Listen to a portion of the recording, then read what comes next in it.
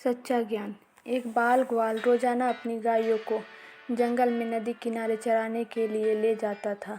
जंगल में वह नित्य प्रतिदिन एक संत के यौगिक क्रियाकलाप देखता था। संत आंखें और नाक बंद कर कुछ यौगिक क्रियाएं करते थे। एक दिन उससे रहा नहीं गया। उत्सुकतावश उसने संत से यौगिक क्रियाओं बाल के बारे में पूछ लिया। ग्वाल के सवाल पर संत ने जवाब दिया कि वह इस तरह से भगवान से साक्षात्कार करते हैं।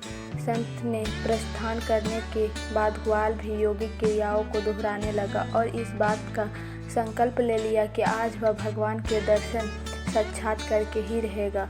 ग्वाले ने अपनी दोनों आंखें बंद कर ली और नाक को जोर से दबा लिया। श्वास प्रवाह बंद होने से उसके प्राण निकलने की नौबत आ गई। उधर कैलाश पर्वत पर महादेव का आसन डोलने लगा। शिव ने देखा कि एक बाल ग्वाल उनसे साक्षात्कार करने के लिए कठोर तप कर रहा है।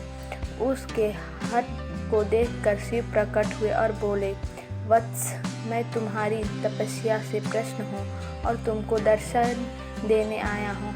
ग्वाले ने बंद आँखों से इशारा कर पूछा, आप कौन हो?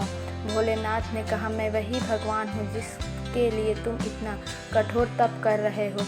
ग्वाले ने आंखें खोली और सबसे पहले एक रस्सी लेकर आया। चूँकि उसने कभी भगवान को देखा नहीं था, इसलिए उसके सामने पहचान का संकट खड़ा हो गया। उसने भगवान को पेड़ के साथ रस्सी से बांध दिया और साधु को बुलाने के लिए भाग कर गया। संत तुरंत उसकी बातों पर यकीन करते हुए दौड़े हुए आए, लेकिन संत को कहीं पर भी भगवान नजर नहीं आए। संत ने बाल ग्वाल से कहा, मुझे तो कहीं नहीं दिख रहे।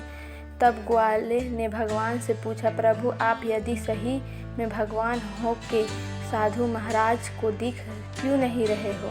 तब भगवान ने कहा, जो भक्त छल कपट रहित सच्चे मन से मुझे याद करता है, मैं उसको दर्शन देने के लिए दौड़ा चला आता हूँ।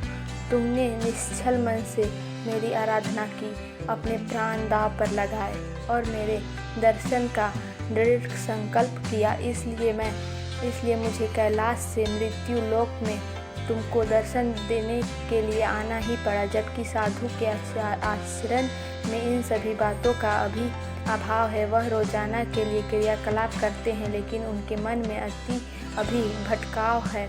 इसलिए मैं तुमको तो दिखाई दे रहा हूँ, लेकिन संत को नहीं। इस कहानी से हमें यह सीख मिलती है कि मन की निर्मलता ही ईश्वर तक पहुँचने का मार्ग है।